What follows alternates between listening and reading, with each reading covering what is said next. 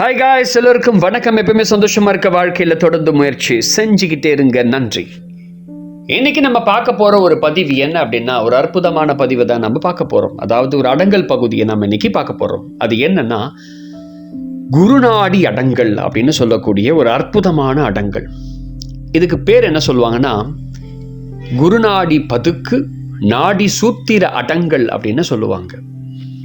சரி, இந்த வர்ம புள்ளி எங்க இருக்கு, இந்த அடங்கல் எங்க இருக்குன்னு நம்ம தெரிஞ்சுக்கணும். நம்முடைய மணிக்கட்டு இருக்கு, ரிஸ்ட் இருக்கு. ரிஸ்டிலிருந்து 4, 3 அல்லது 2 விரலுக்கு ஒரு தூரத்தில் மேலே அந்த 3 இடங்கள்ல இருக்கும். அதாவது நீங்கள் பார்க்கலாம், நம்ம நாடி பிடிச்சி பார்ப்போம்னு சொல்லுவோம்ல, அந்த இடம் தான். இந்த முழங்கை மூட்டிலேருந்து 12, 13, 14 விரலுக்கு கீழே இருக்குது. அதாவது கரெக்டாக சொல்லணும்னா, இந்த ரேடியல் ஆர்டரி அப்படின்னு சொல்லுவாங்க. இதுக்கு தமிழில் அழகான ஒரு பேர் இருக்குது. இதுக்கு நிறைய பேருக்கு இந்த ரேடியல் ஆர்டரின்னு சொல்லுவாங்க. ரொம்ப டேஞ்சரஸ் பாயிண்ட் அந்த அந்த நரம்பு பகுதி. அது தமிழில் என்ன சொல்லுவாங்க, ஆரை நாடி அப்படின்னு சொல்லுவாங்க. இது பேர் வந்து ஆரை நாடி. அந்த இடத்துல 3 இடங்களில் இது இருக்குது, இந்த பாயிண்ட்டு.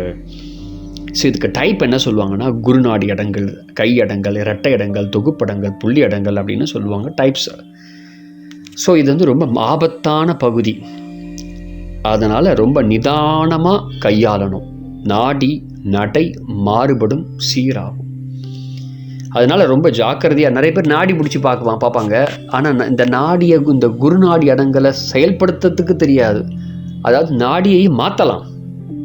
அதான் இதில் இருக்கக்கூடிய ஒரு அற்புதமான ஒரு செயல். எப்படின்னா, பெருவிரலை பயன்படுத்தி நம்ம கொஞ்சம் பொறுமையாக உள்ள அந்த இடத்துல ஒரு கால் மாத்திரை அழுத்தம் கொடுத்து 1/4 or 1/8 ஒரு அழுத்தம் கொடுத்தோம் அப்படின்னா, ஒரு 5லேருந்து 30 செகண்ட் அழுத்தம் கொடுத்தோன்னா வர்மங்கள் இலக ஆரம்பிக்கும். பெருவிரல், நடுவிரலை பயன்படுத்தி அழுத்தம் கொடுத்து பொறுமையாக கொடுத்தோம் 1/4 or 1/8 நாம் வந்து அந்த இறை அளவு, depth of pressure, force pressure, இந்த மாத்திரை இறை அப்படி 2 இருக்குது. இதை நீங்கள் ஃபஸ்ட் வீடியோவில் போய் பார்த்தீங்கன்னா உங்களுக்கு இறைனா என்ன, மாத்திரை என்னன்னு உங்களுக்கு சொல்லுவேன். ஸோ இப்போ அழுத்தம் கொடுக்குறீங்கன்னா 10லேருந்து ஒரு 30 செகண்ட்ஸ் நம்ம வந்து அழுத்தம் கொடுத்தோம்னா இதயம் சம்மந்தப்பட்ட நோய்கள், படபடப்பு, நெஞ்சு வலி குறையும். இடது கை அடங்கல். இது இடது கை அடங்கல்.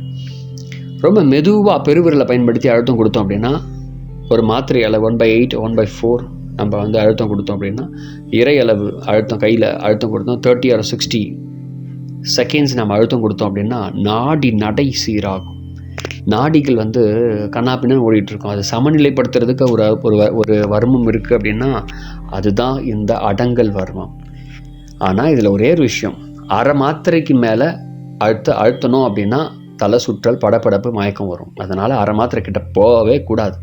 அரை மாத்திரை கிட்ட போகாதீங்க. முடிஞ்ச அளவு கால் மாத்திரையிலேயே பொறுமையாக அழுத்தம் கொடுத்து தொடர்ந்து செய்யலாம். ஸோ இது வந்து நாடிகளை சீர்படுத்துறதுக்கான ஒரு அற்புதமான வர்ம புள்ளி. என்னுடைய குரு என்ன பண்ணுவார்னா, மருத்துவம் பார்க்கும்போது நான் அவரை ஓரமாக எனக்கு கூட இருந்து கவனித்த ஒரு விஷயத்தில், ஒருத்தவங்களுக்கு நாடி சீராக இல்லைன்னா இந்த வர்மத்தை, இந்த அடங்கலை சரியாக பயன்படுத்துவார். பயன்படுத்தினோன்னா அந்த நாடிகள் வந்து சமநிலைக்கு வந்துடும். அப்போ அவங்களுக்கு வந்து அடுத்து என்ன பண்ணணும், எதுவும் பண்ணணும்னு அவசியம் இல்லை. சமநிலை கொண்டு வந்துட்டு இந்த கஞ்சி கஷாயம் மட்டும் சாப்பிடு அப்படின்னு சொல்லிவிடுவார். அவ்வளோதான், ஓவர். அதுக்கப்புறம் அவங்க சமநிலை அது சரியாயிடும், அவ்வளோதான். ஸோ அதுக்கப்புறம் பார்த்து நான் வியந்து போய் பல தடவை எங்கள் குருக்கிட்ட கேட்டிருக்கேன், ஐயா இது நாடி பார்க்குற இடம், ஆனால் அழுத்துறீங்களே நீங்கள், அங்கே என்ன இருக்குது? இல்லை தம்பி, இதில் வந்து குருநாடி வர்மம். இது வந்து குருநாடி அடங்கல் பகுதி.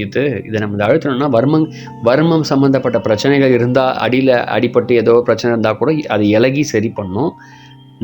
உடம்புல இருக்க நாடி அந்த நடை இருக்குல்ல, அந்த கோழி வாத்துன்னு சொல்கிறோம்ல, அது எல்லாத்தையும் சமநிலைக்கு வந்துருப்பா அப்படின்னு குரு சொன்னார். அப்படியே ஐயா அப்படின்னு சொல்லிட்டு அப்போ தான் நான் கற்றுக்கினேன். ஸோ இது வந்து என்னுடைய அனுபவம். So thank you very much. அடுத்த பதிவில் வேறு ஒரு தகவலுடன் நம்ம பார்க்க போகிறேன்.